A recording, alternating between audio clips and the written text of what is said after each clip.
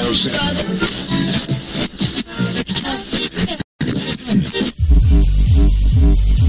got it locked to HTLA Radio 1, New York.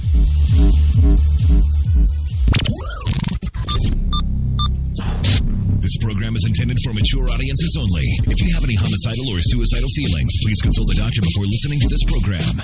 Of course, we've got the one and only Jenny McCartney in the booth, the social media goddess herself, pushing those buttons, making the show go again today. And, the co-hosts. I guess we'll go with the co-hosts. We got some of those, of course, coming to us live via satellite, as always, from his perch, I guess, high atop the Mill Bay Studios in beautiful Mill Bay, British Columbia, Canada, is the one and only Louis Lawless. Yes, high atop there. Are you there, Louis? You know how to spell my last name on the check, right? It's Louis Lawless. Yes, we got that. Don't worry. Oh, can we cuss? Can I cuss as I always do on the show?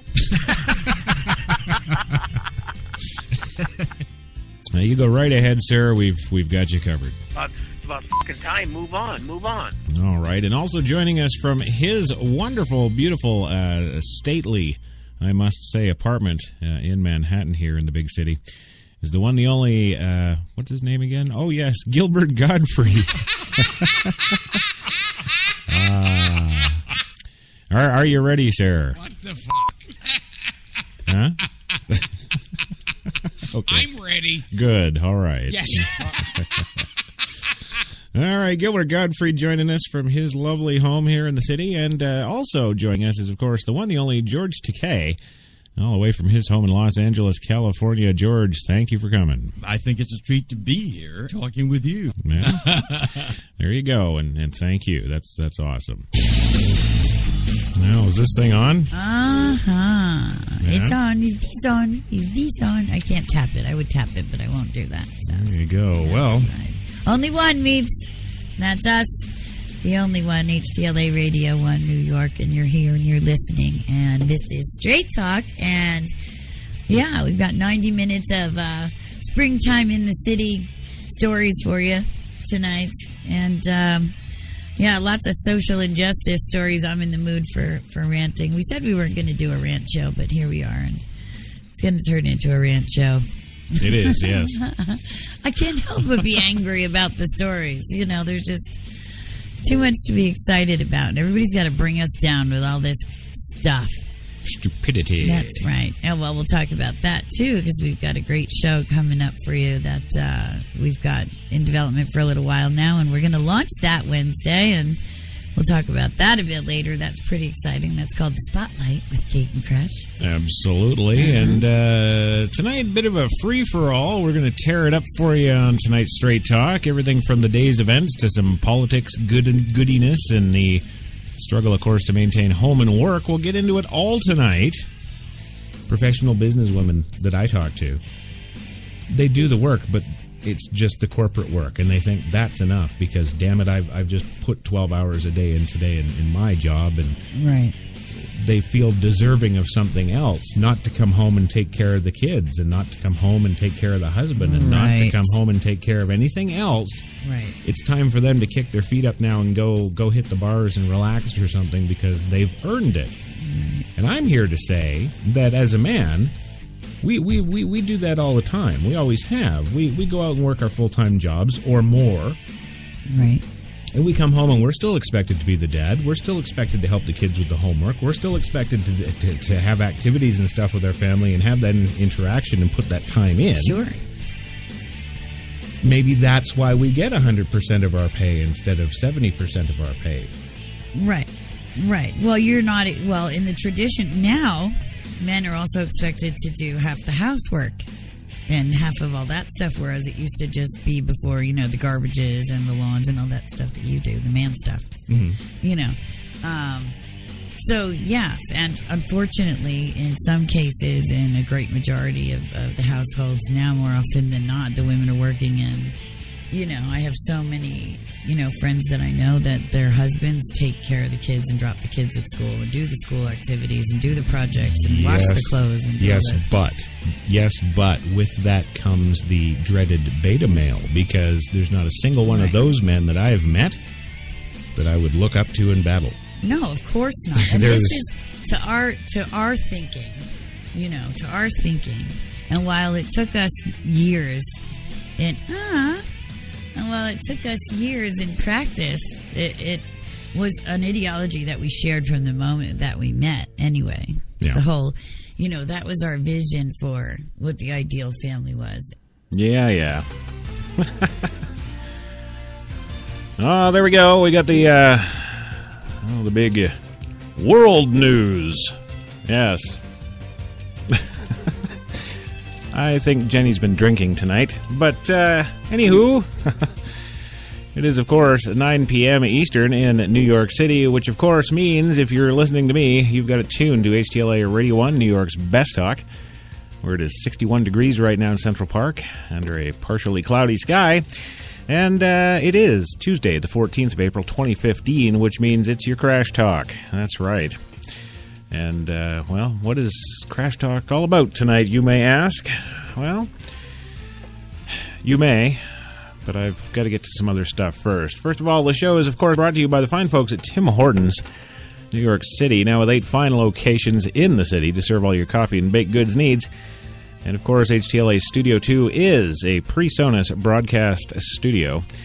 Our 24/4/2 digital broadcast mixer running in the booth right now under the sure hands of Jenny McCartney, yes, former social media goddess herself, pushing the buttons and making those shows go. That's what she does around here. Well, today's episode of Crash Talk is entitled Unfriended. Yes, and I'm sure we're all familiar with the term.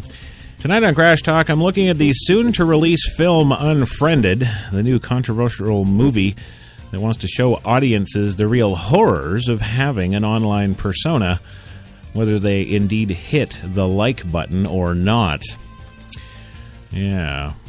We'll also talk about if we should worry about the direction that Hollywood and the media tries to steer the public, or if we're really just reading too much into it. That's the show we've got for you tonight, and that is coming up right now on Crash Talk. HTLA Radio 1. HTLA Radio 1 in New York City proudly presents Crash Talk.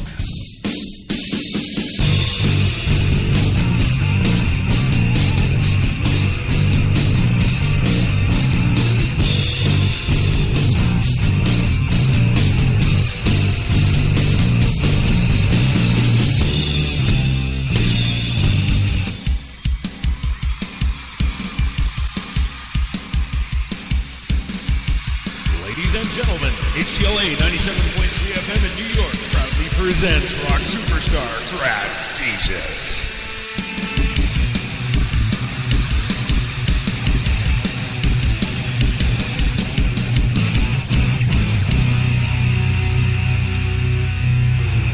Thank you, Don Pardo or Lenny Kravitz or whoever the hell that was. Yeah. And yes, of course, we got the Crash Talking the kids here tonight, and the kids will be cheering when it's good, and, well, they'll be booing when it's bad. And don't worry, HTLA Radio 1 is, of course, an equal opportunity employer, and the kids all get $20 a night. There you go. Yes, they do. Yes. So yeah, tonight's show, I don't know, is it a wake-up call? Is it a, what the hell is it? I don't know. Is school in session? Damn it, I just don't know what the hell button to press. Yeah, I don't.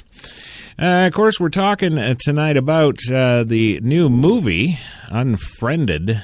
Yes, that new social media movie. Yes, because, you know, Hollywood knows that, the movies that do the best, of course, well, they do the best. Why? Well, it's because you and me and all the ticket buyers out there can, of course, relate to the characters and go through their journey with them, and it's all exciting, and we can just immerse ourselves and lose ourselves in whatever we're watching, right? Mm-hmm. Well, now, the funny thing is I'm a filmmaker, 20-some-odd years in Vancouver working in the industry, and I've written some scripts which, well, according to my screenwriting wife, are terrible, which I can accept because hers are so much better. But no, I've done the job before. I've done all kinds of jobs in production before, but directing as well. And the kind of style that I go for isn't, the Hollywood formula. It's just not. It's kind of why I don't like the horror film genre either, because it's just not believable. I mean, even fans of horror movies are like, oh, don't go up the stairs. No, you went up the stairs, now you're dead. Or don't answer the phone, or you'll be dead. And they're dead. Or don't open that evil demonic book that releases Satan and read it, or you'll release Satan, and you know what I mean? Yeah. Well, I'm more of a filmmaker who likes to do realistic stuff, reality-based things. Like the average real person out there, like you and me, would actually react. So when faced with this movie that's coming out, you might think, hey, Crash, there's going to be one you really like. No, there's not. There's not. Well, I'll get into a little bit more in a minute here about why it's not, and if you haven't heard about it yet, I'll give you an introduction to this sure-to-be blockbuster that's coming down the pipe here for us. But before I do that, I'm going to do something else that we don't normally do on Crash Talk, and that, of course, is we're going to be opening up the phone lines to get you all call in and chime in on what the hell you think about this madness. Yeah, see if I've got it right, or see if you do, or maybe hell, just open up a whole new aspect that we just haven't heard of before. Yeah, you never know. Yes, this movie, Unfriended. Well, we've all, I think it's pretty safe to say, we've all got our social media stuff out there, don't we? The Facebook, the Twitters, the LinkedIn, the Pinterests, and all that other neat stuff, right? And when we want our porn, of course, we go to Tumblr. Well, at least I do. Fine, whatever.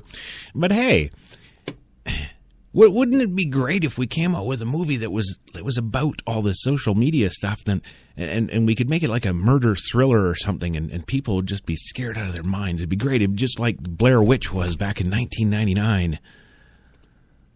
Oh, that's actually what filmmakers decided to do now. Yes, the new movie Unfriended reflects today's, quote, virtual life. Yeah, and of course, we can all relate to that, can't we? We're all online. We know what they're talking about. Hey, I've seen that like button before. Look, I've pressed that, or some damn thing. I don't know. Well, the new movie Unfriended wants to show audiences the real horrors of having an online persona, whether they hit the like button or not. I don't even know what that tagline is supposed to mean. It wants to show audiences the real horrors of having an online persona. So the filmmakers are trying to scare everybody offline? Is that what the point is of that? I don't know. Well, the concept, developed by Russian filmmaker Timur Bekmambetov, he's known for films Wanted and, well, one of my personal favorites, Abraham Lincoln Vampire Hunter. Yes, no, not Vampire Humper. It is simple enough. He's got it set up as 6 high schoolers. Their weeknight turns bloody when they're victimized by a classmate who killed herself a year earlier. Well, yeah, okay, we can relate to that certainly, because there's been enough cases in the last, I would say, 4 years alone about teens killing themselves most of them using social media, doing things like, releasing the YouTube video of themselves killing themselves.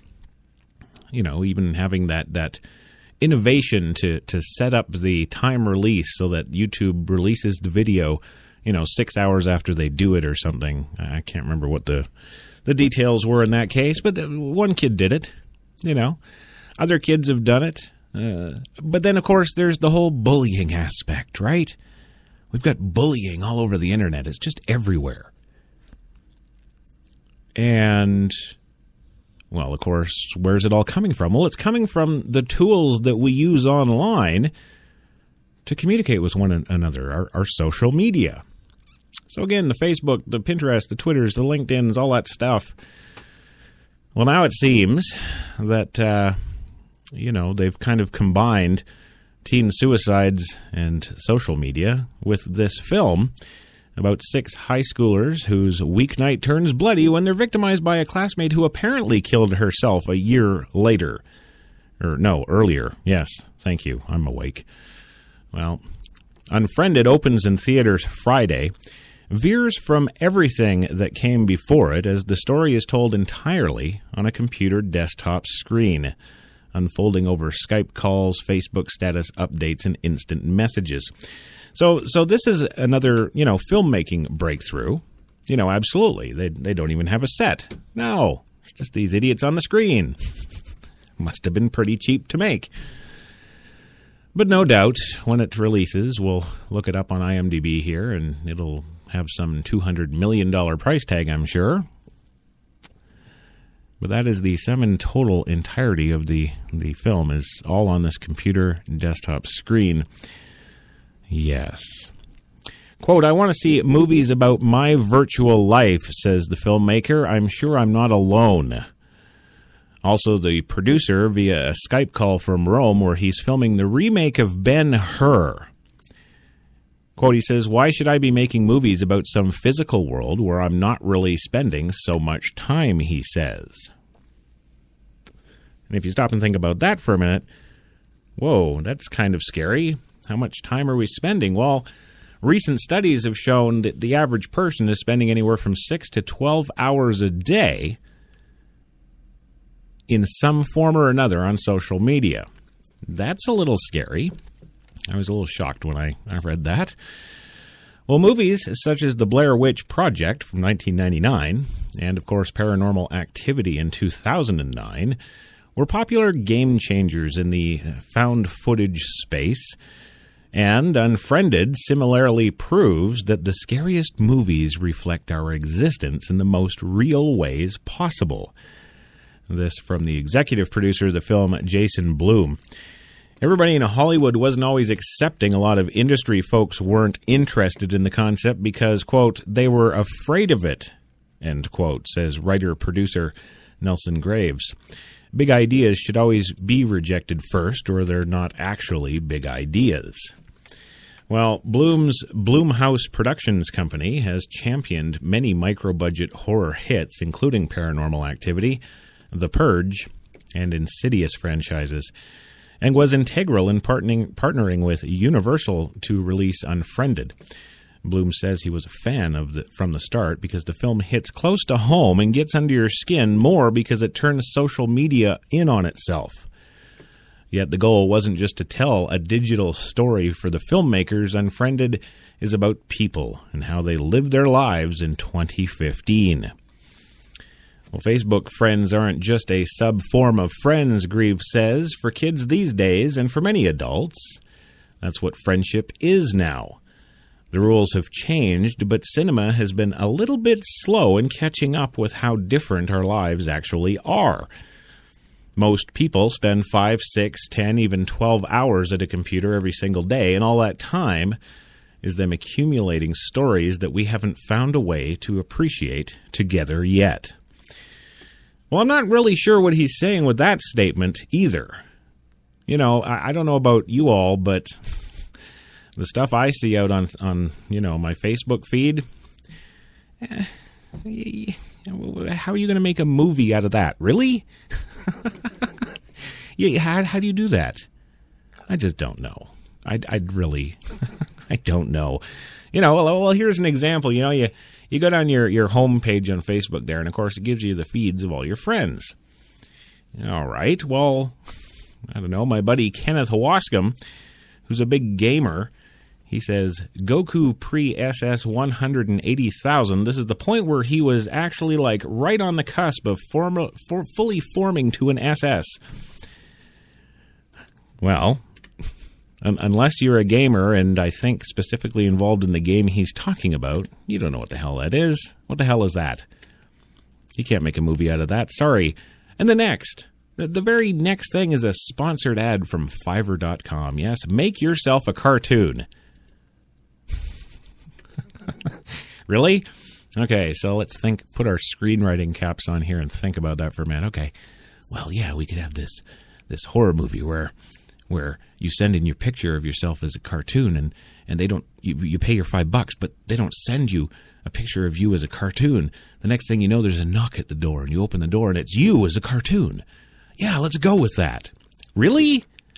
I understand Hollywood is just about out of ideas, which is why, especially this week, Kate and I and the HTLA folks here, we've been working with, The Road Within. That's a film that's being released on Friday as well. It looks to be pretty good, actually. So we were meeting with the stars and the director of that film today for some interviews for tomorrow's Straight Talk, and that movie actually looks good. I was all right. And then, of course, on Monday we met with Jeremy Irvine there in that interview for Straight Talk on Monday, which was for Beyond the Reach, Michael Douglas's new film, which is also coming out the 17th, this Friday. And those films, we got the press kit and everything else beforehand, of course. So, we saw the films, we saw the trailers, we saw the, all the Q&As and stuff by all the folks involved with it. And we knew that stuff going in. So we got a pretty good idea what this movie is going to be like. I got to say, I'm really glad we didn't get to do the Unfriended movie. Well, because there's nobody who's anybody that's in it, of course. They're all pretty much no-names. And, just think about the premise for a second. The movie opens on this desktop computer screen, and 2 hours later, the movie closes on the same desktop computer screen, but the world has changed forever through the epic story told through Skype. Now, I don't know. Yeah, you should be able to go and look for the trailer for this on YouTube. And I would suggest, maybe during this first commercial break coming up, head on over to YouTube and just put Unfriended in there and see the trailer there. I saw it and, completely wasn't impressed, not the least little bit. And it was kind of reminiscent of those old, early 1980s, maybe late 70s horror movies, where the phone rings and she answers it and you're like, don't go in the house.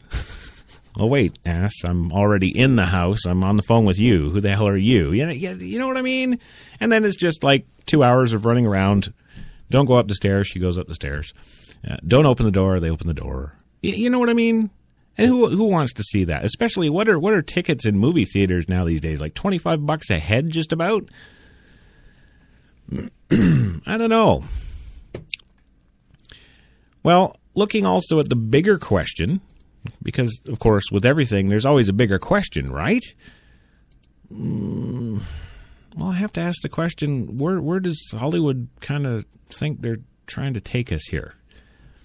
Is this something to, make us afraid to go online? Is that what that is? Or is it just more that association thing? Well, I know all about this because I do this every day. I hit the like button. I'm just like them. I could be next. Well, and don't laugh because you never know. Like, the mere inference that somebody killed themselves on YouTube generated 14 million hits in the first 24 hours that it was out there, right? Don't forget that. I think that video of that girl killing herself and then having it automatically upload to YouTube, that had like 63 million views in 48 hours. So, Yeah. I don't know. I really don't know. Well, the one thing I do know is it's time for me to take that first commercial break, so I'm going to go do that. And, again, don't normally do this on Crash Talk, but we're opening up the phone lines. 914-873-1692 is the number. That's 914-873-1NYC. Yes. You know, isn't that cute for HTLA Radio 1? Yeah, I thought that was kind of cute, too. So we're going to go for our first commercial break. When we come back, we'll be taking your calls, talking about this, and be interesting to hear your take, really, to be totally honest. So we'll be back in 2, gang. And you are listening to Crash Talk with Christopher John Taylor, a.k.a. Crash Jesus, on HTLA Radio 1, New York.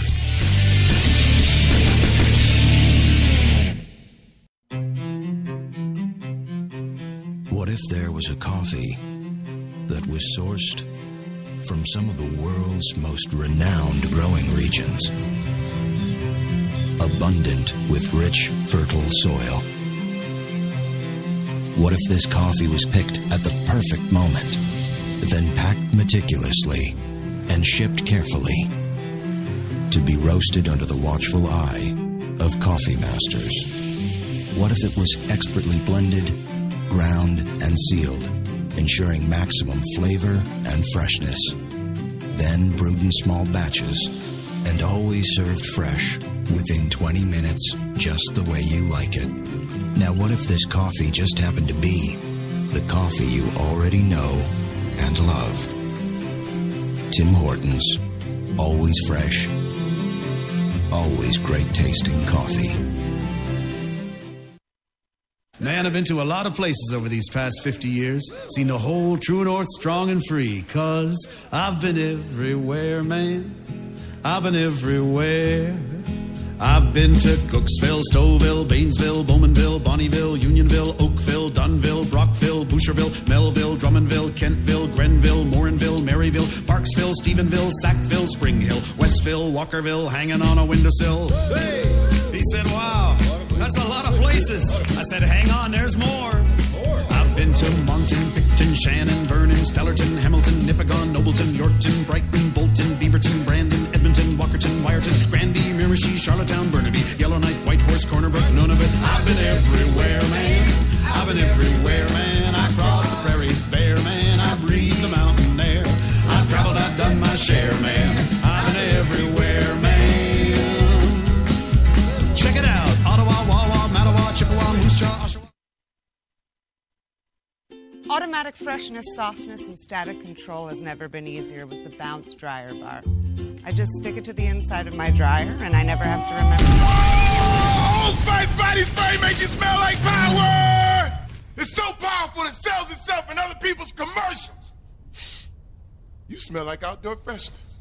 You smell like power? Yeah, I do. Power! Power!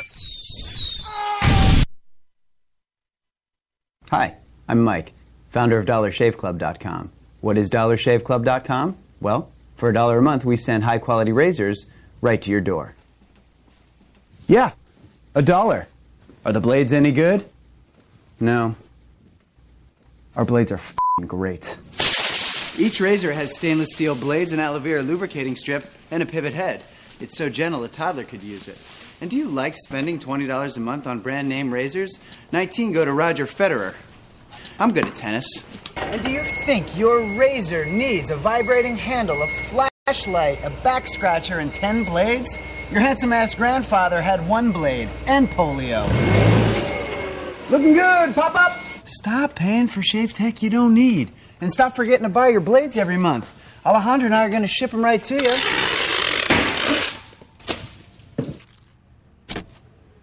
We're not just selling razors, we're also making new jobs. Alejandro, what were you doing last month? Not working. What are you doing now? Working. I'm no Vanderbilt, but this train makes hay. So stop forgetting to buy your blades every month and start deciding where you're going to stack all those dollar bills I'm saving you. We are DollarShaveClub.com, and the party is on.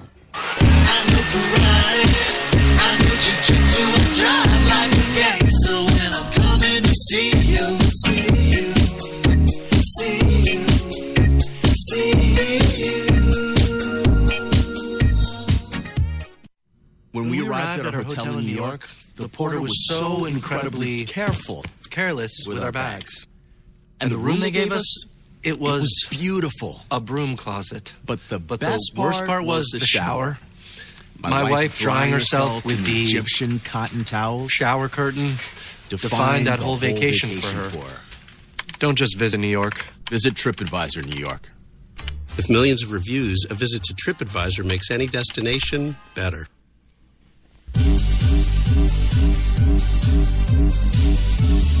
We're New York's best talk radio, HTLA Radio 1.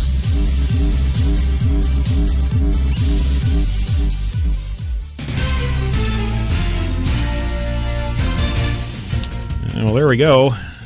We're back with your breaking news. Oh, Jenny, I don't know why you pick those certain tunes. I don't... Yeah, just don't get it. Anyway, welcome back to HTLA Radio 1 New York, New York's best talk. And, of course, tonight is your Tuesday night Crash Talk. Yes, for Tuesday the 14th of April 2015. Still 61 in Central Park and cloudy. But I don't care. It's 61. It's not minus 22. So that's... it's an improvement, damn it. Yes. Well, welcome back to Crash Talk. I'd like to say a special hello to Miss Devlon Crawford, of course, in our live chat room at Spreaker.com. I know a bunch of you are over listening on iHeartRadio, but those fine folks at iHeartRadio with their 247 million listeners just don't have the bandwidth for live chat rooms. So if you want to you can come on over to Spreaker.com. Just pop in the old search window HTLA and you will find Radio 1 New York. And whip on over here and hop in the live chat.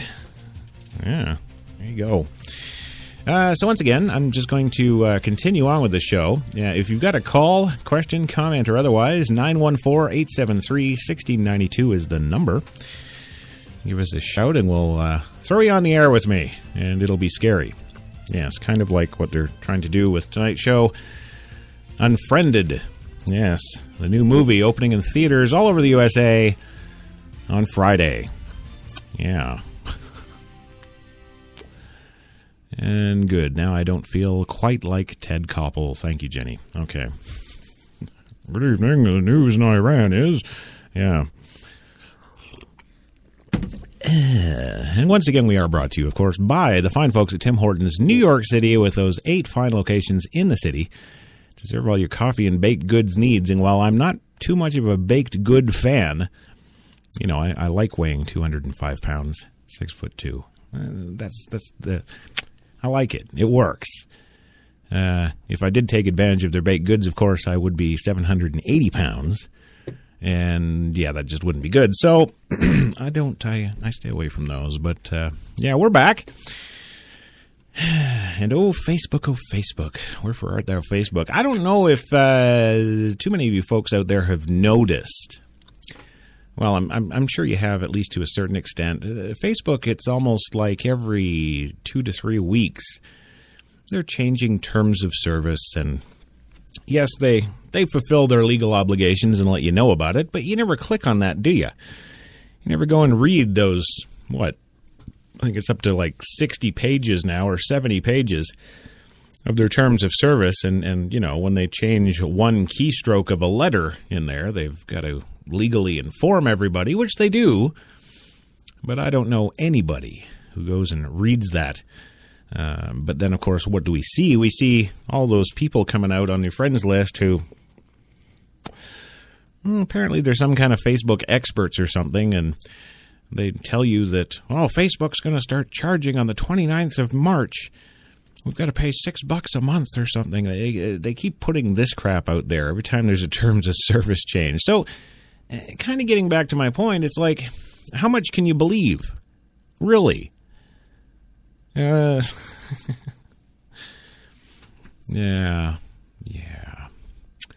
Well, I can pretty much tell you this: you can't believe anything.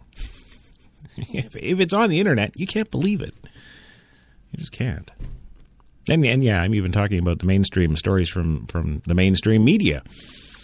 You know, I mean, there's all kinds of speculation. We're not going to get in, you know, we're not going to be we're the conspiracy theory radio network now. No, we're not going to do that because, well, a lot of those conspiracy theories, they do what?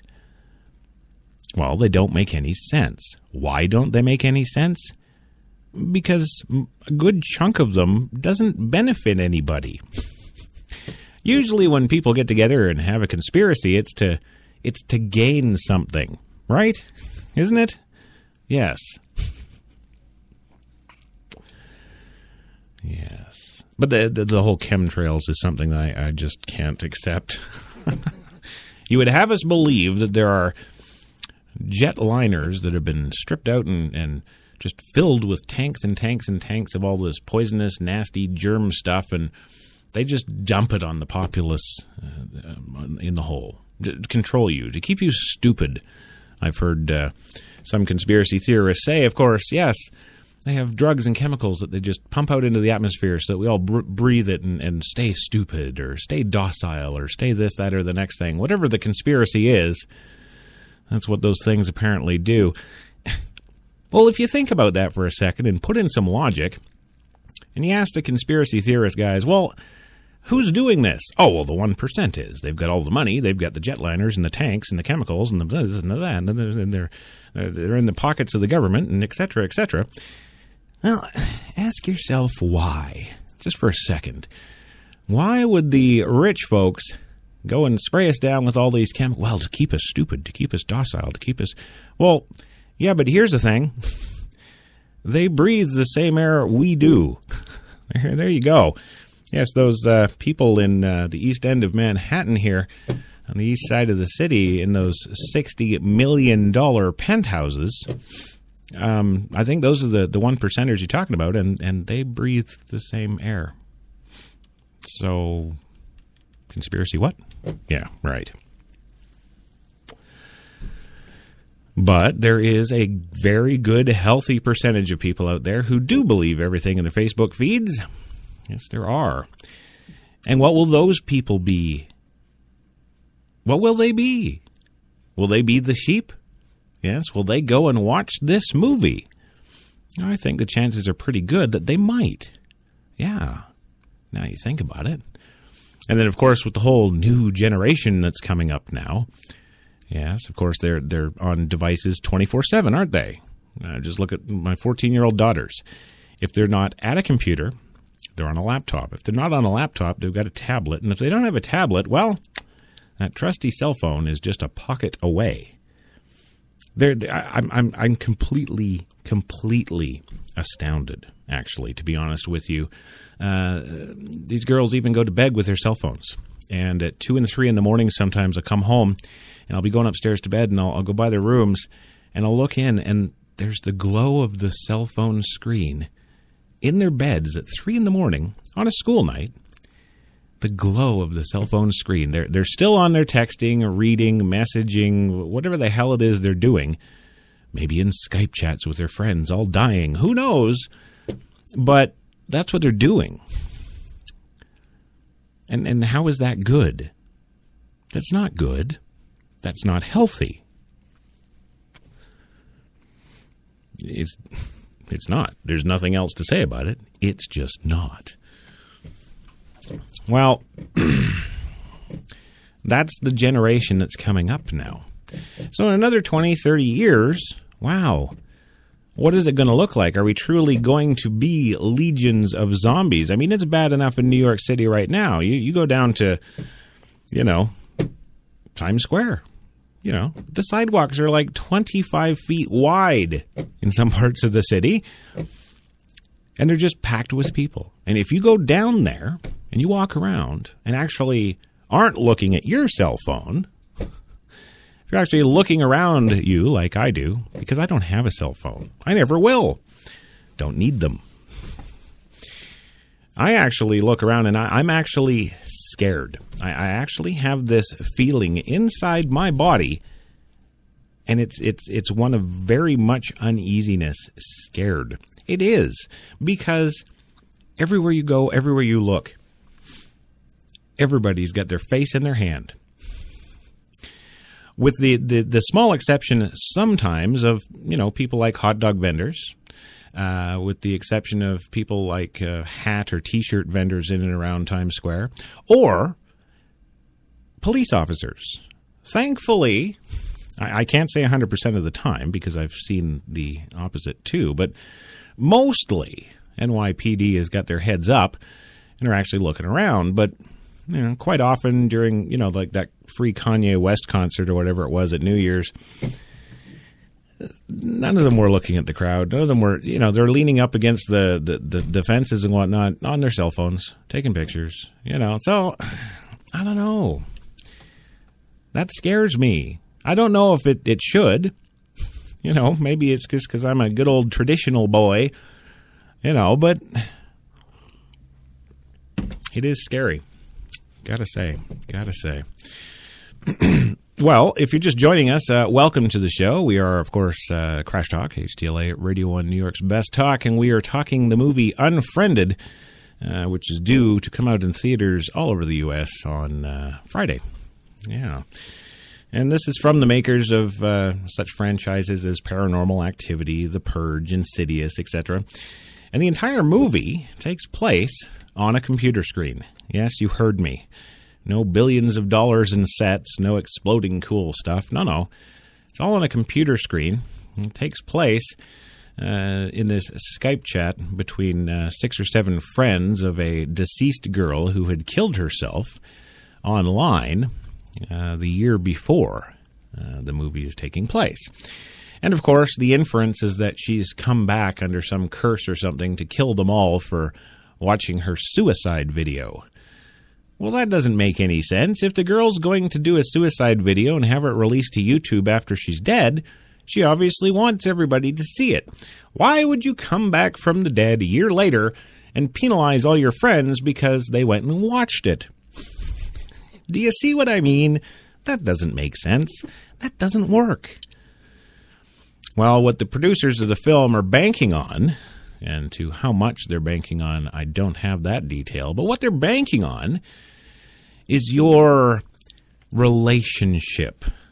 Yes, that's a good word. Relationship to the characters in the film, because, of course, it takes place on Skype. It takes place, between a bunch of young kids, young teens, and it takes place on things that we're all familiar with, on Pinterest and on Skype and on Facebook and on Twitter, and right? So, of course, the film is showcasing all of that social media and glorifying it and making it even cooler. Is this an attempt from Hollywood to actually get the younger crowd? How young is too young for a cell phone? There's maybe a question. How young is too young for a cell phone? I have seen kids, and I'm not even kidding here in Times Square, I have seen kids that look to me to be physically about the age of 7 years old with their faces buried in these things. Yeah. 7.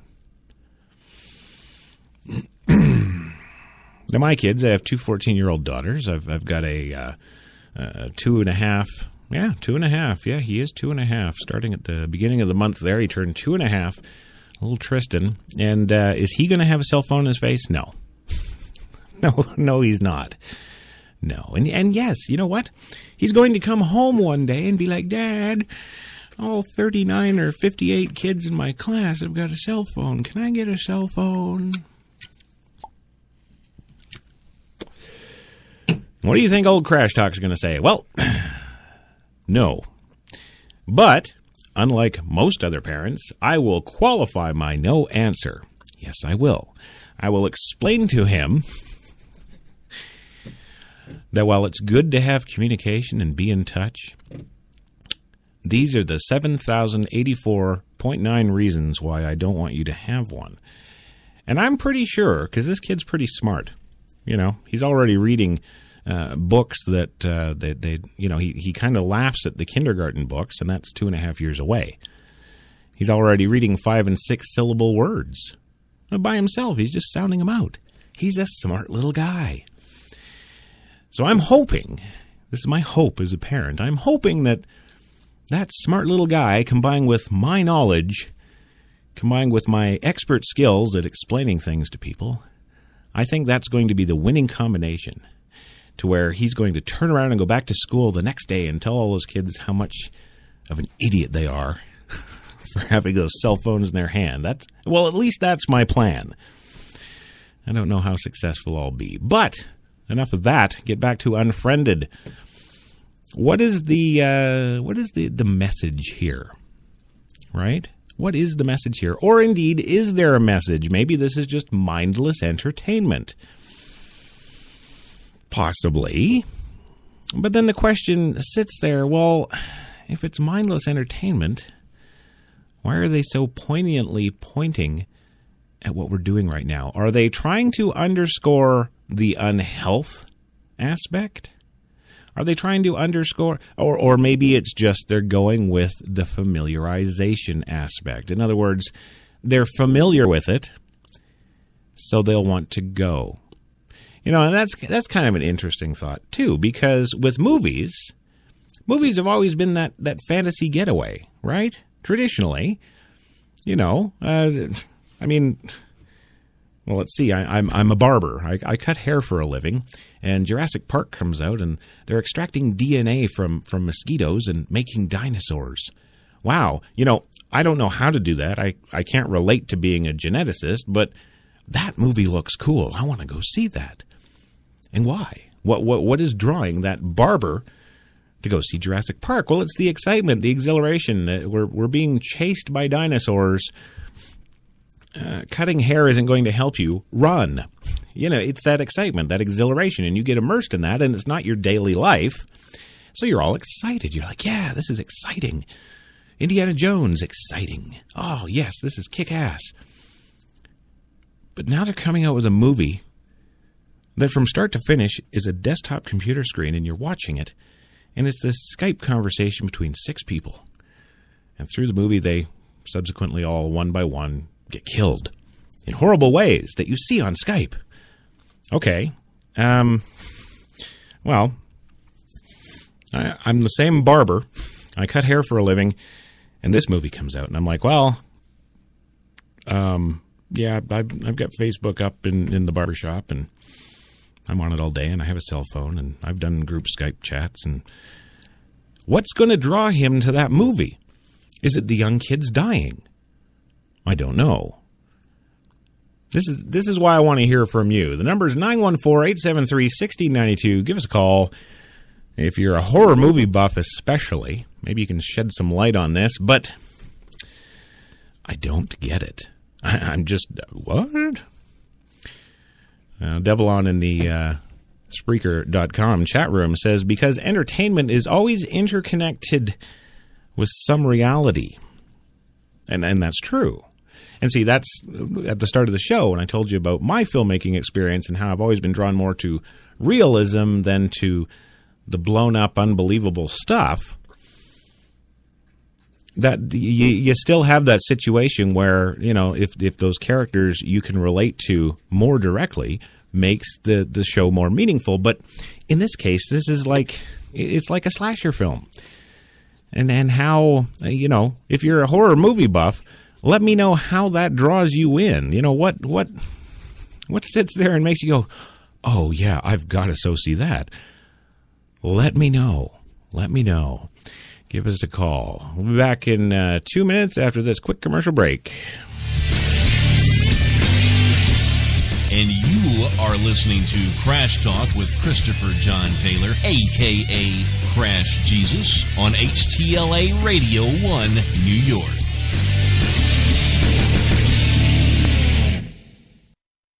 Man, I've been to a lot of places over these past 50 years. Seen the whole true north strong and free. 'Cause I've been everywhere, man.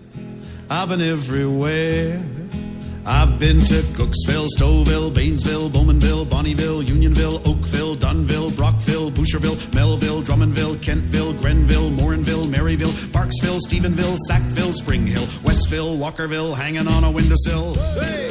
He said, wow, that's a lot of places. I said, hang on, there's more.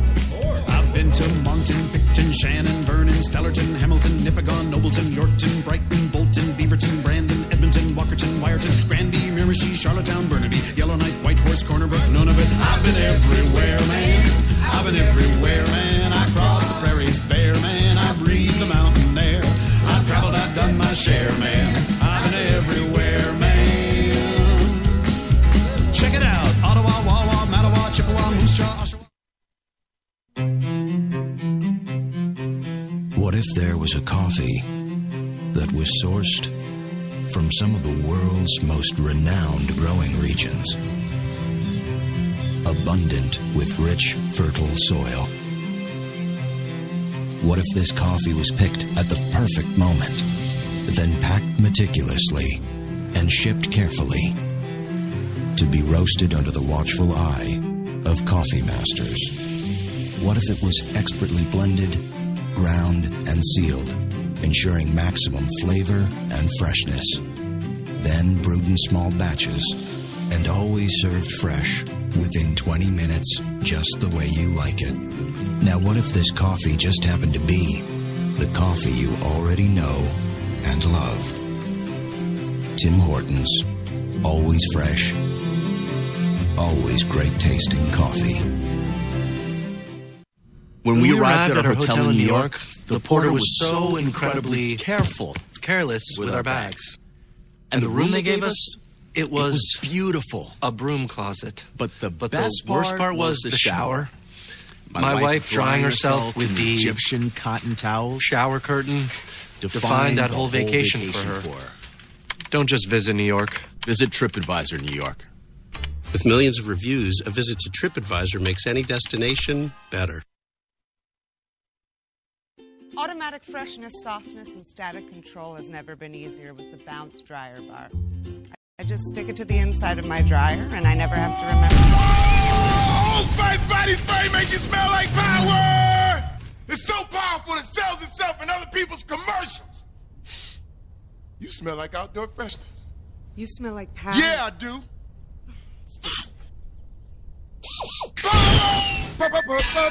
Power! Hi, I'm Mike, founder of DollarShaveClub.com. What is DollarShaveClub.com? Well, for $1 a month, we send high-quality razors right to your door. Yeah, $1. Are the blades any good? No. Our blades are f***ing great. Each razor has stainless steel blades, an aloe vera lubricating strip, and a pivot head. It's so gentle a toddler could use it. And do you like spending $20 a month on brand name razors? 19 go to Roger Federer. I'm good at tennis. And do you think your razor needs a vibrating handle, a flashlight, a back scratcher, and 10 blades? Your handsome-ass grandfather had 1 blade and polio. Looking good, Pop-Up! Stop paying for shave tech you don't need. And stop forgetting to buy your blades every month. Alejandro and I are going to ship them right to you.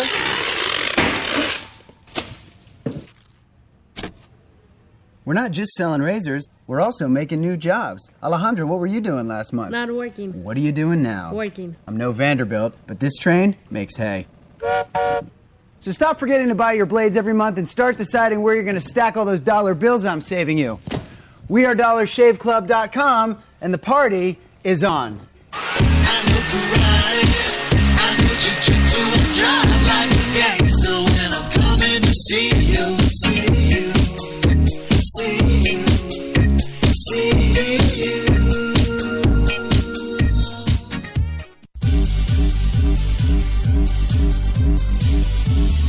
We're New York's best talk radio, HTLA Radio 1.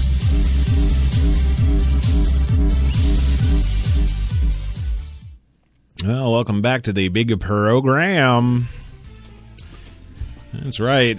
Crash Talk, your Tuesday night, Tuesday, April 14th, 2015. 60 degrees right now in Central Park and cloudy. And that's just fine by me. HTLA Radio 1, New York's best talk. Crash Talk, of course, tonight is brought to you by Tim Hortons New York City. Now with 8 fine locations in that city to serve all your coffee and baked goods needs. Check them out, Tim Hortons. They're always fresh. Yeah.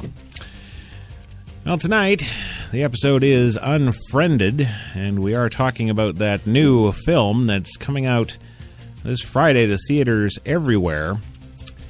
And, well, what am I on about? What am I on about? Yeah, really. Who cares? It's just a movie.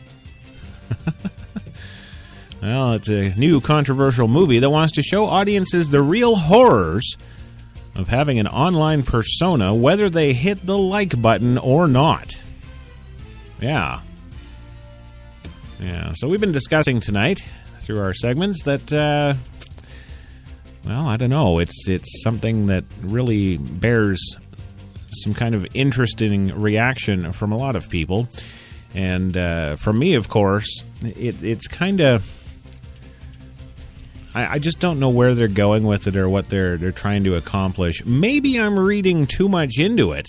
You know, that could be possible too. It's, after all, just a bloody movie, right?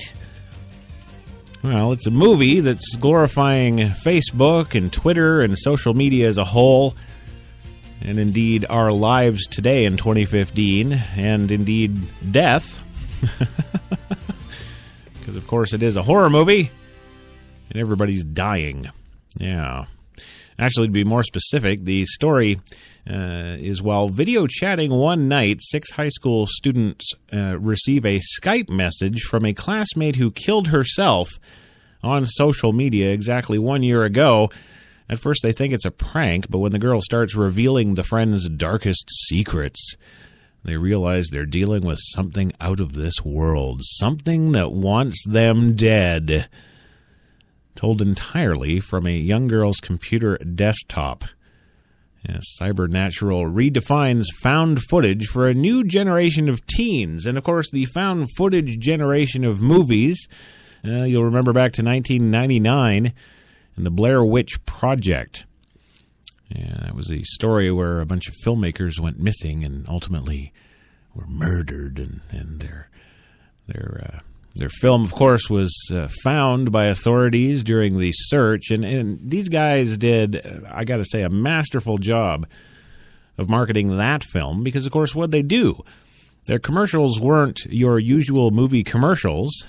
They were more of a news documentarian style, indicating that these people did actually go missing in the hills of Pennsylvania or somewhere, and et cetera, and you know, the authorities found their film canisters and the camera and a couple of bits and pieces of bloody material from them, and that was it.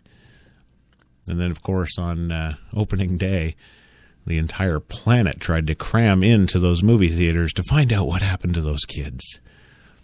You know, that kind of stuff works because why? Well, you relate to it. You're like, oh my God, those kids, I have kids. Oh, Jesus, I hope nothing happened. I hope nothing went wrong. And of course, what did they allude to with all of their media and hype? That this wasn't a fictional story. This was real. It really happened. And oh my God, we've got the film and we're going to release it.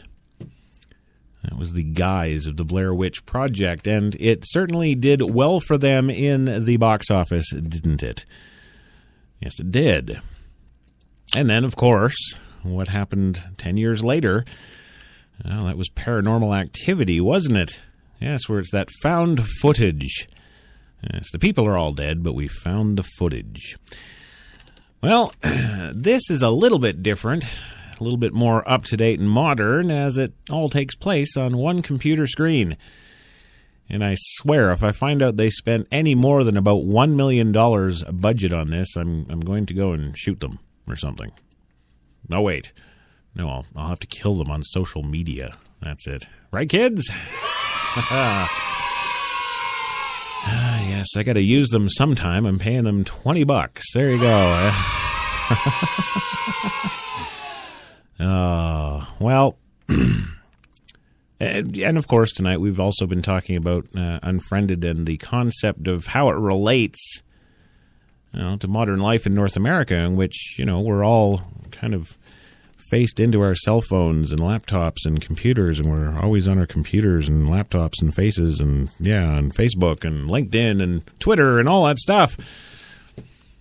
And I think, now more that I think about it and I look back on that Blair Witch deal, this is probably some new marketing ploy that they've come up with to sell tickets, sure. And, of course, the craze should do them quite well if YouTube videos of people killing themselves is any indication whatsoever. I think they're going to do quite well with that. And, of course, there's just absolutely a bunch of nobodies in the film. Like, no, I've heard of none of these people. Nope, not a single one. But of course, they're going to be the next teen heartthrobs, aren't they? All those teen kids that get killed. I don't know. Maybe I'm being too hard on this, but I'm tying this whole show in, if nobody's noticed. Yes, I'm tying it into our lives today in 2015 and how unnerving and scary, literally scary it is to walk around Times Square any day of the week, pick one, don't care. Everybody's got their faces in their cell phones. Yeah. They've had to make it law all across the country not to have your face in your cell phone when you're driving a car. Think about that for a minute. Just think about that for a minute. Why? I don't know. When I was a kid, here's a good example. When I was a kid, we ran around and played guns all day. We played cowboys and Indians, not cowboys and Native Americans. No. We ran around with guns that looked like guns because there was no problem with that then. They didn't have to be neon orange and green with yellow polka dots. And we ran around and we shot each other all day and we died. And then, of course, dinner time came and we all got up and went home and ate. There's nothing wrong with that. We didn't have our faces in computer screens all day. We were out doing things. America is a country that fights obesity, is it not? There's a question. Yeah, maybe a bigger question. Maybe Unfriended is actually opened the door to an enlightenment. Well, stranger things could happen, right? It all depends on what we do with the information, isn't it? I ran around and I shot a bunch of Indians, or I was an Indian and I ran around and shot a bunch of cowboys or whatever. Did I grow up and go do mass school shootings? No. Did I grow up and just take my guns to the mall and kill a bunch of people at a mall? Not that I remember. See how I said I didn't do it there? I just couldn't remember? Yeah. That's a legal defense here. But no, seriously. But when has all this stuff started? When did we have our first mass school shooting? What was that, 1996? Okay. All right. Computers were, definitely in the age by then. Yeah.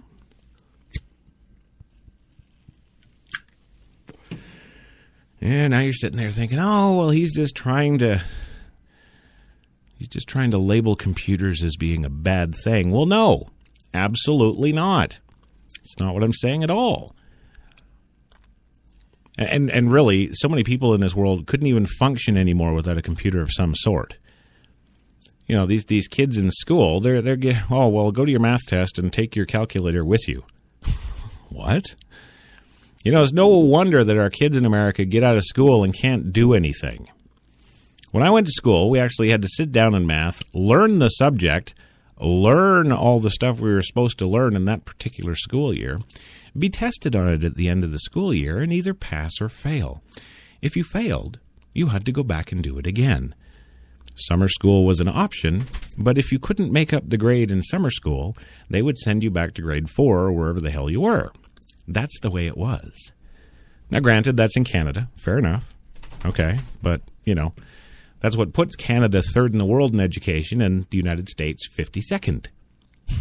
You see what I'm saying there? These kids today, my own daughter, she's got, what do you call them? The annual student assessments there, the SATs or something. I don't know. But she's got those big tests right now. And she went to the math one, what was it, yesterday? Went to the math one and took her calculator with her. Yeah. Take the calculator. Yes. Yeah, just punch those numbers in and hit the equals sign. That's your friend. There's no thought power there. There's no brain process. There's no, what is 16 times 24? No. You just punch in the number, hit equals. Done. What the hell is that? That's not teaching them anything. Well, I guess except how to use a calculator. But what then? And then, of course, they're doing trigonometry and geometry and all these advanced mathematical thingies, statisticians, and they're doing all these things in high school, and they think they're so damn smart. I'm telling you, man, you take that box away from them, they're mindless doofuses. The other thing that I think I really wanted to bring up here tonight about Unfriended and about really our society as a whole in 2015, not only that this movie would appeal to the masses, but it actually makes me stop and look at the masses again and ask the question, geez, this movie to me seems pretty sad, but wait a minute. This is pretty close to reality. Well, except for the slasher going around killing everybody part. But, well, that's kind of reality too, but in a different sense. But really what I'm looking at is I'm looking at what society has actually become. Less, of course, the mass murderer, right? Everybody's in their cell phones. Everybody's in their laptops, their desktops, their tablets, their Kindle Fire, Nobody's getting exercise anymore. Nobody's out there playing guns. Oh, it's illegal. Cops will come and shoot you. Can't do that anymore. Well, what changed? How come cops come and shoot you now with your orange and green polka dot gun if you're out there playing guns? How come cops come and shoot you now for doing that when it was okay 35 years ago? With guns that look like real guns. They were all black and stuff. Well, that's because kids were just kids. That's what they did. They were out all day, running around, riding around on bikes, chasing each other, playing football, going out and doing all these things. You look at them now. Look at them now. It's very seldom I go by any school anywhere around New York and I'm seeing any sports being played. Oh, yes, in high schools and stuff, you'll see that football program really take hold because, of course, that's a lot of people's only possible way to college, isn't it? So you kind of got to do that. So, okay, we've got some guys and girls out there, doing the football thing, doing the cheerleader thing, whatever they're doing. But we're not doing it if we don't have to. And that makes me ask the question, why? That's so strange. Well, looking at Unfriended, looking at the trailer even. I don't know if you guys got a chance to see that at the commercial break, but looking at the trailer, I'm just ignoring the technical aspects that they actually shot the whole thing, based on one computer screen angle. I'm ignoring that. Whatever. That's kind of innovative, kind of cool. Certainly not the first time something like that's been attempted in filmmaking, but it's a cool idea, and that's great. And if they can, make you sit there for 2 hours and watch that movie and not be ridiculously bored, looking at these people having their group Skype call, if the writing's good enough, excellent. If the acting's good enough, which I don't know, could be, maybe. They didn't seem too bad in the trailers, but I could be wrong.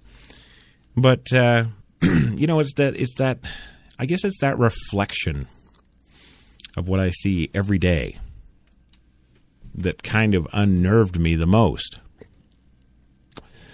Am I actually worried about a dead girl who's going around killing these teenagers? No. But it's just the thought that, on a weeknight, these teens are all sitting in their chat room on Skype. Well, why is that? They're teens. Shouldn't they be out, smoking behind the schoolyard or something, or drinking a fifth of Jack that somebody stole from their dad's, booze cabinet? But no, they're talking whatever the hell they're talking about in their little social media things every night. And that's kind of unnerving.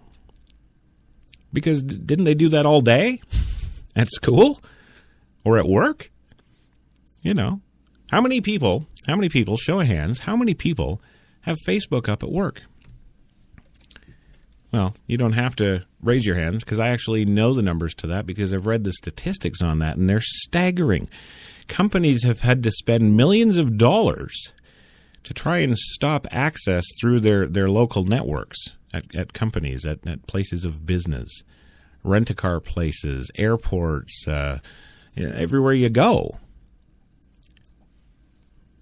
Why is that? It's because we're addicted to it. We can't get off this stuff. We got to be on Twitter and Google Plus and Facebook and Pinterest and all that. We can't be without it. That, to me, ladies and gentlemen, is the horror movie I think they should have put out. Well, that's probably just Crash being too damn realistic again. That's probably what that is. Maybe we should do that. Yeah. Let's you and I figure out a plot. Yeah, we'll get a screenwriter, we'll write it up. Boom. It'll be the next blockbuster. But no, I'm not talking about this show because it's a blockbuster. Because it's not yet, in fairness. It doesn't release for another 2 days, but when it does, it could. Or it could just suck and nobody will go. Or, even worse, everybody will be too busy on their social media at home to go to the movie. And that's another thing. That's another issue here, gang. Places that entertainment cineplexes, all those movie theaters out there. Remember in the 90s how they used to just keep building them bigger and bigger and bigger? I went to the West Edmonton Mall once back in 2007, and I was just amazed. Oh my God, look at all the theaters in this place. There's like 60 theaters in this place. Wow. Well, did you know that the theater industry now has had huge cutbacks across the board all over North America? Did you know that they're closing theaters left, right, and center? Did you know that they're closing cinema multiplexes? These places that were built 10 and 15 years ago are now shutting down. 20, 25, 30 theaters in a building with the latest Dolby THX digital this and surround sound that. They're all getting shut down now. Why? Because ticket sales are down so much because people are resorting to Netflix and they're resorting to other things online that are more easily integrated with their social media. People don't want to go outside anymore. That's scary. That is what I'm talking about here. You want to talk about a horror movie? I'm talking about the horror movie that is reality. And I'm not just talking about movie theaters and cineplexes closing down either. I'm talking about a lot of other public places that used to be extremely busy, which are now not as busy anymore. And even things like Central Park. They're laying people off that work in Central Park because it just doesn't get that busy anymore. And that's a major tourist thing in the summertime, man. That's where everybody's wanting to go, right? Yeah, I go to Central Park. Go to Central. They lay it off. What, 70 people? Just this past three months ago, somewhere around Christmas time. They laid off like 70 people. That's kind of scary. Well, I'll let you postulate on that a moment. I'm going to go for another quick commercial break. When we come back, we'll talk about all that and well, much more. Trust me, back in 2. And you are listening to Crash Talk with Christopher John Taylor, a.k.a. Crash Jesus, on HTLA Radio 1, New York.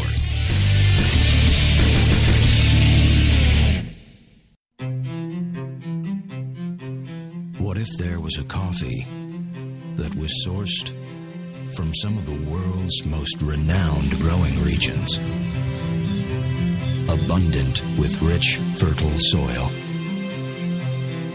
What if this coffee was picked at the perfect moment, then packed meticulously and shipped carefully to be roasted under the watchful eye of coffee masters? What if it was expertly blended, ground, and sealed, ensuring maximum flavor and freshness? Then brewed in small batches and always served fresh within 20 minutes, just the way you like it. Now, what if this coffee just happened to be the coffee you already know and love? Tim Hortons. Always fresh. Always great tasting coffee. Man, I've been to a lot of places over these past 50 years. Seen the whole true north strong and free. 'Cause I've been everywhere, man. I've been everywhere. I've been to Cooksville, Stouffville, Bainesville, Bowmanville, Bonnieville, Unionville, Oakville, Dunville, Brockville, Boucherville, Melville, Drummondville, Kentville, Grenville, Morinville, Maryville, Parksville, Stephenville, Sackville, Spring Hill, Westville, Walkerville, hanging on a windowsill. Hey! He said, wow, that's a lot of places. I said, hang on, there's more. I've been to Moncton, Picton, Shannon, Vernon, Stellarton, Hamilton, Nipigon, Nobleton, Yorkton, Brighton, Bolton, Beaverton, Brandon, Edmonton, Walkerton, Wyerton, Granby, Miramichi, Charlottetown, Burnaby, Yellowknife, Whitehorse, Corner Brook, Nunavut. I've been everywhere, man. I've been everywhere, man. I crossed the prairies bare, man. I breathed the mountain air. I've traveled, I've done my share, man. I've been everywhere, man. Check it out. Ottawa, Wawa, Mattawa, Chippewa, Moose Jaw, Oshawa. Automatic freshness, softness, and static control has never been easier with the Bounce Dryer Bar. I just stick it to the inside of my dryer, and I never have to remember. Old Spice body spray makes you smell like power! It's so powerful it sells itself in other people's commercials. You smell like outdoor freshness. You smell like power. Yeah, I do. Power! Hi, I'm Mike, founder of DollarShaveClub.com. What is DollarShaveClub.com? Well, for $1 a month, we send high-quality razors right to your door. Yeah, $1. Are the blades any good? No. Our blades are f***ing great. Each razor has stainless steel blades, an aloe vera lubricating strip, and a pivot head. It's so gentle a toddler could use it. And do you like spending $20 a month on brand name razors? 19 go to Roger Federer. I'm good at tennis. And do you think your razor needs a vibrating handle, a flashlight, a back scratcher, and 10 blades? Your handsome-ass grandfather had 1 blade and polio. Looking good, pop-up! Stop paying for shave tech you don't need. And stop forgetting to buy your blades every month.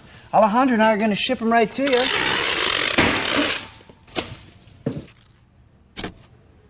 We're not just selling razors, we're also making new jobs. Alejandro, what were you doing last month? Not working. What are you doing now? Working. I'm no Vanderbilt, but this train makes hay. So stop forgetting to buy your blades every month and start deciding where you're going to stack all those dollar bills I'm saving you. We are DollarShaveClub.com, and the party is on.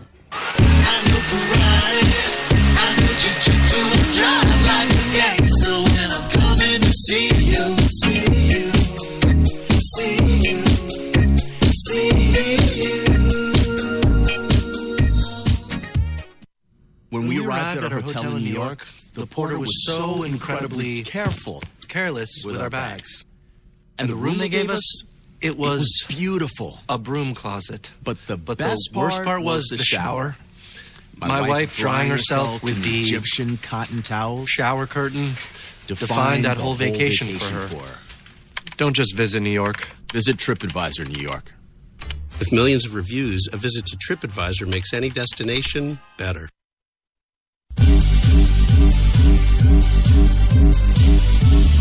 We're New York's best talk radio, HTLA Radio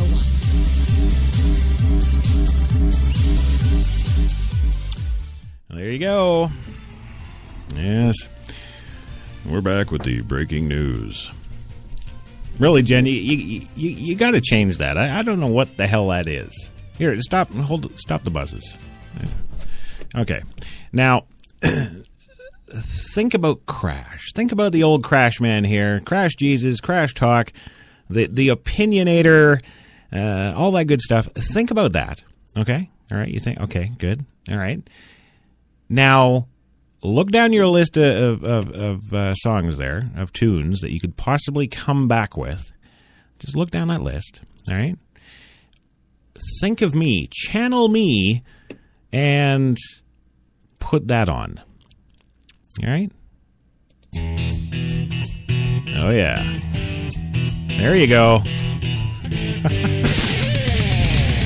Oh, yeah, that's much better. Welcome back to the show, Crash Talk, on HTLA Radio 1, New York's best talk.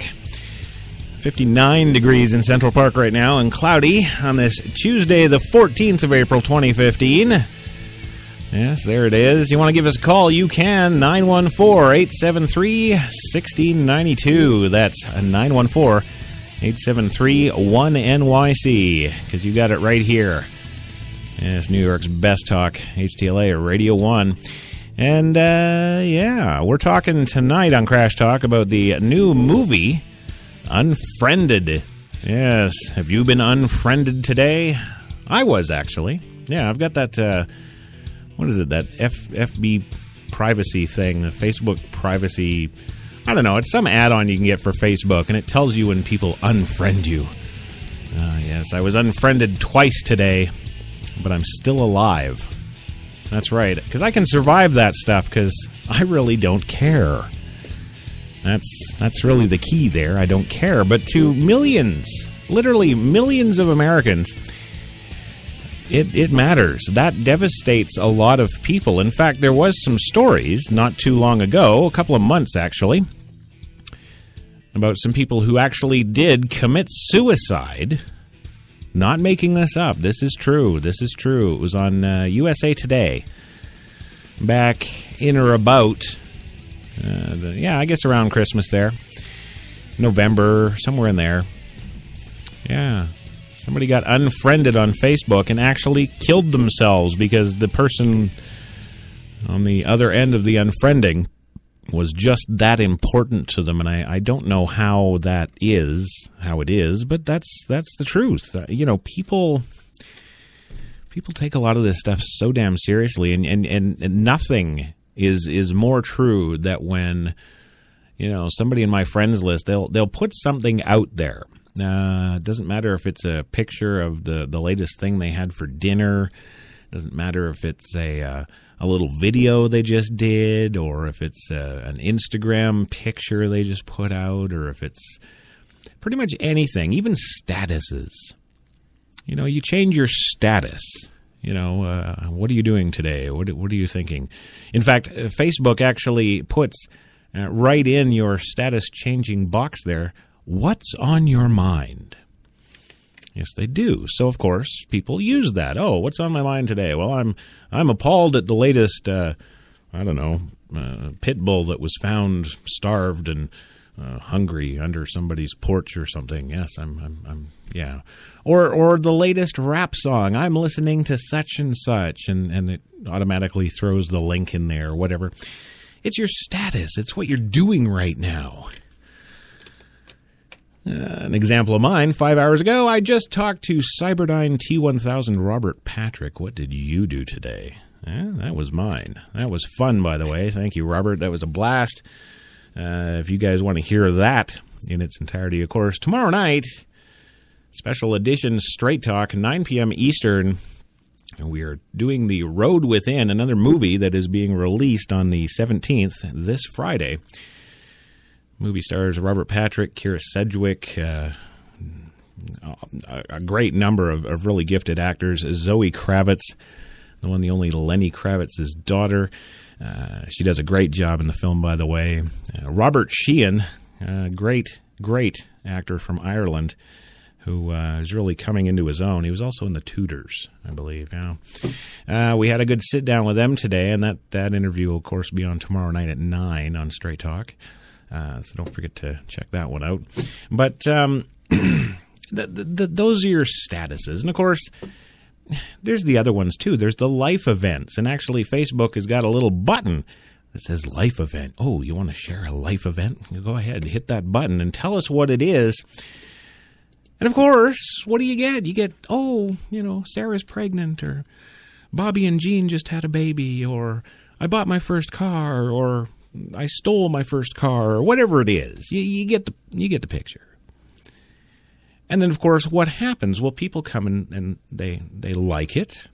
They hit that like button, or they hit that comment button, or they hit the share button. And, of course, if your friends are real friends on Facebook and not Her Royal Highness Darlene from Norway or something, if they're actual real Facebook accounts of real people that you know, they'll hit share and they'll share it with all their friends and so on and so on. And that's how things go viral.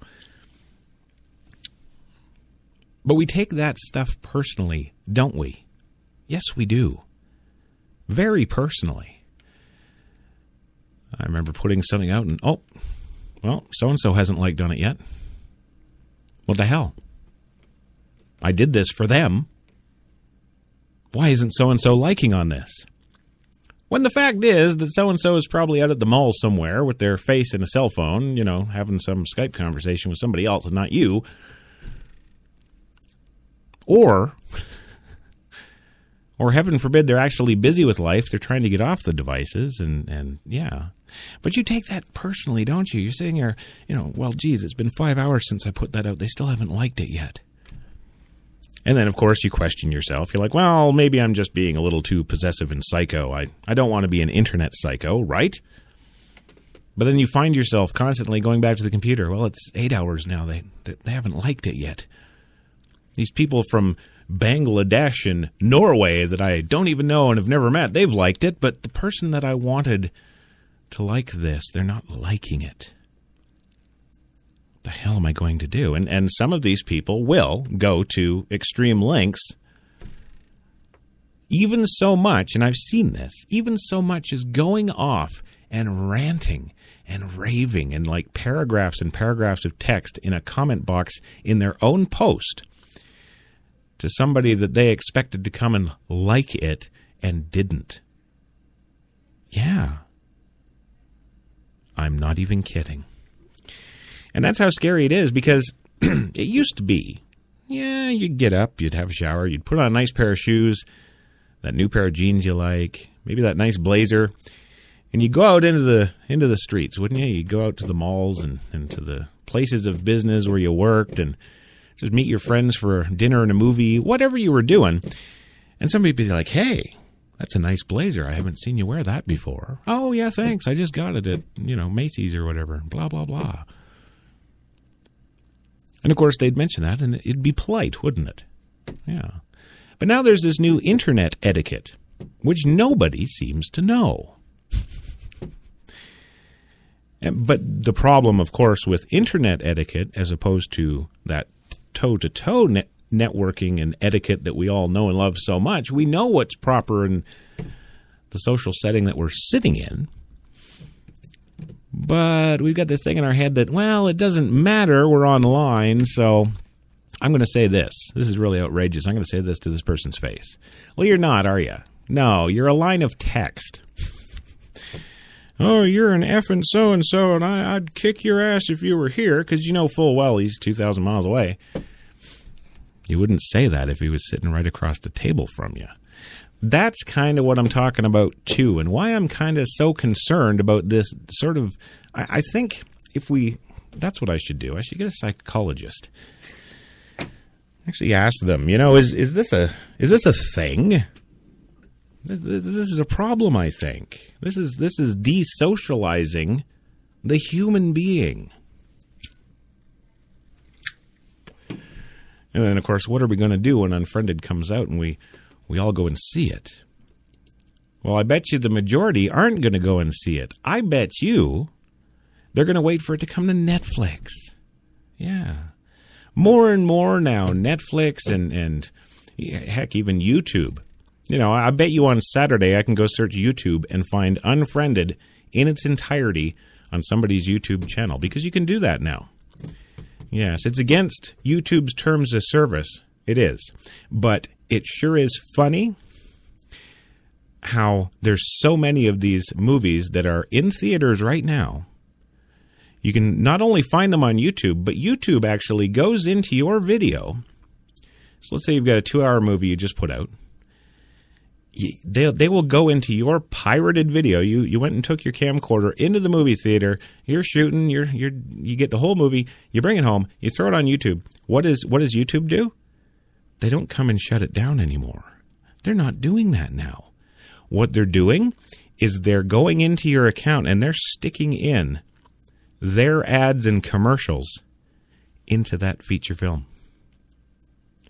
Why they're not getting sued into oblivion, I don't know. I can't tell you. Maybe it's coming. But that's what they're doing now, and I've seen this more and more. Kate being a screenwriter and doing a lot of movie stuff, she's always looking at screeners. She's always looking at these kind of things. And when there's a movie that she really wants to see, but she can't find it anywhere, she goes to YouTube now because she almost always finds it. Even if it hasn't been in the theaters yet. Some people are actually... with the press junkets, when movies get released, you get a copy of the screener. You know, a digital copy, whatever. You always get a copy of the screener. I think some of those people are kind of breaking that little tradition there, and they're releasing the screeners on YouTube as well. But then YouTube used to come along and just delete it. Send you a warning. If you do it again, that's pirated. We won't have it. We'll close down your account. They're not doing that anymore. But they're sticking their commercials and ads in your stolen movie. Go figure that. Okay. But yeah, Devilon has said a lot of stuff in the Spreaker.com chat. If you're listening from iHeart or Stitcher or any of those other places, do yourself a favor and head on over to Spreaker.com and search HTLA. You will find us and we'll be in the live chat here. She coined the term Freddy. Yeah, Freddy Krueger. They'll be on social media while watching the movie. Absolutely. When it pertains to Unfriended here, I really think that we're going to see a situation where a lot more people are going to continue getting all of their media from the internet. You know, we're every month that goes by, more and more places all through the United States and indeed up into Canada are getting broadband. They're getting 30, 50 megabit per second. They're getting 100, 150 megabit per second service in a lot of those places. In and around New York City here, 50 to 150 megabit per second is pretty much standard connection. It's just that's what you can get, and it's affordable. And hey, boom, yeah, we can stream video, audio, everything you want. We can play movies, watch movies. We can upload and output movies. It's just a great old bandwidth world here. Well, more and more communities all over the place are getting this now. And while they're not maybe getting 50 to 150 megabits per second, they certainly are getting up into the 5, 10, and 15s. And, well, that's certainly enough to stream and certainly enough to start getting really more immersed, I guess is the word in this social media thing. And companies aren't stupid either. You look at all the television networks now. AMC, HBO, NBC, ABC, CBS, all these major media companies. What are they doing?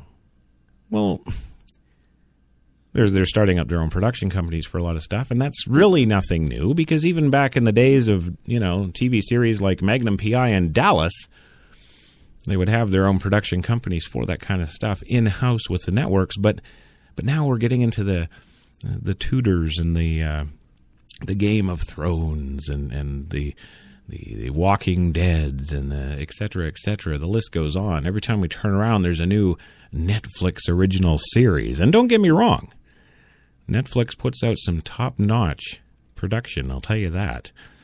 But it's more and more. House of Cards. Well, we got that huge film actor, Kevin Spacey. He's in House of Cards. You've got a huge film actor doing television series. But technically, it's not television. It's streaming series. That's the new face. That's where we're going. And, of course, what do they do with that? Well, they stick all kinds of advertising all over it, don't they? Look at your Facebooks even. More and more ads from Facebook have cropped up over the last couple of years, haven't they? To the point where now they're in everything. Every page on Facebook you load, there's somebody else's ad. You load up your own page. If you go and make your own page, like we've got one for HTLA, for example, that's our own page. They've got ads on that. We're not getting paid for that. No. Oh, well, they say you don't pay for Facebook, so screw you. Right? But they've got that constant thing going. They're constantly making money. And we think it's just cool because we can just do all our stuff here for free. Well, one of those terms of service updates I was talking about earlier is that all the content you put there becomes their property. Oh, yeah. You betcha. Yep. Your life, property of Facebook. How do you feel about that? You know, it's funny. We've got a real problem in the United States here. Everybody's worried about, well, they're listening to our phones and they're monitoring our emails and they're doing this, that, and the next thing. Well, anybody that knows me and has indeed been a Crash Talk listener for a couple of years, you know full well that back in 1998, or was it 97? 1998, I'm pretty sure. Yours truly was busted as a terrorist by the FBI. Yes, while I was in Canada. They just fired out a RCMP liaison officer with the group of them when they came to raid me. And why? Why did they come and raid me as a terrorist way back in 1998 when it wasn't cool to be a terrorist? Simple. Some things I said in an email to a friend of mine in Vancouver. Yeah. That's right. Fact. I've even got the nice little letter from the RCMP Constable Zimmerman about a month after the raid thanking me for my cooperation. Yeah, that's it. They raided me in 1998, and you Americans right now, and they did that in Canada, by the way, and you Americans right now are sitting there thinking that the government isn't listening to your phones, tapping your emails. It's laughable. Yes, and Devlon Crawford says, hence the largest part of my life is not on social media. Amen, sister. I'll tell you right now, not only do I not have, nor have I ever had a cell phone, I will not have Facebook or LinkedIn or Twitter or any of that stuff. If I wasn't ordered to by the corporate part of HTLA, yes, Kate Taylor, I wouldn't have that stuff. It's just ridiculous. And then, of course, the fact that these companies all claim ownership of my stuff just because I put it on their website, that to me is just staggering. That whole ideology that Americans have rights and Americans are free and Americans this and Americans that, it's all crap. It's not true.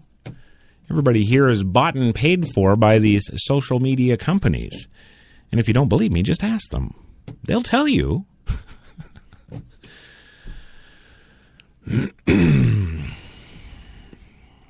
Well, I got to close up the show. I'm running. I'm running over. What the hell?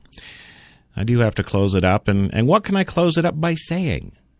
I don't know. Go see the movie Unfriended? Don't go see the movie Unfriended? Wait till Saturday and watch it free on YouTube and just suffer through the 20 or 30 sets of YouTube commercials? I don't know what I'm telling you. What am I telling you about the movie? Is it good? Is it bad? Well, I'll give them that the entire movie takes place on a computer screen as being innovative as far as filmmaking goes. I will give them that. Beyond that, I don't know any of the actors. The director, okay, I know him from, Lincoln Vampire Hunter, which was a fun and entertaining movie. And he did that well, but it seems like a strange turn of events for him to do a movie like this. But he has, and that's okay. I think the real question is, what are we as a society going to glean from it? Are we just going to disappear for 2 hours and just get lost in the murder of these 6 people in a Skype chat? And if so, okay. Or are some of us out there actually going to utilize a little bit of their brain power and go, these kids are really pathetic. They're on social media all the time. It's all they do. They talk about ridiculous shit. There's nothing really substantive here. And then ask the question, well, wait a minute. Do I do the same thing?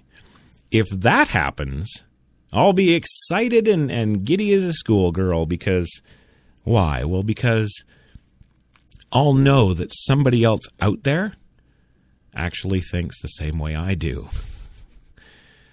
Somebody else out there might walk into Times Square and look around and say, Houston, we have a problem. And that's really what I think I'm looking for. Well, that is all the time. That is all the time we've got today. Yeah, thank you. I want to thank HTLA Radio 1 at New York for having me on again, and all of you for joining me tonight and tuning in and listening. Once again, you can, of course, get the podcast after the fact, Spreaker.com and iHeartRadio.com, as well as downloadable on Stitcher and iTunes. Yeah. Don't forget, tomorrow, we do have Coffee and Cigarettes at its regular time, 3 p.m. Eastern. Absolutely. That is not going to change. Trust me, we do not have another interview scheduled during Coffee and Cigarettes. And we're going to also be doing that special edition Straight Talk tomorrow night. Yes, 8 p.m. Eastern. It's going to be The Road Within. Robert Patrick, and a hell of a great movie. You're going to love it. So hope to see you then. And if not, or otherwise, have an absolutely great night. Good night. Radio 1 in New York City proudly presents Crash Talk.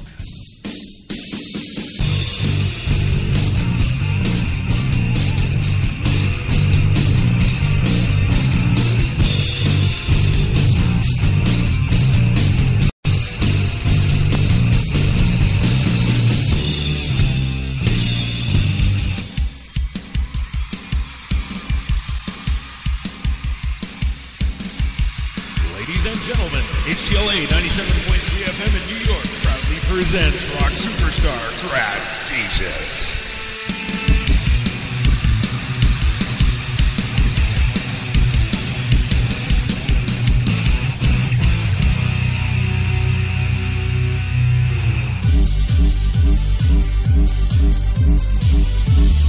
We're New York's best talk radio, HTLA Radio 1.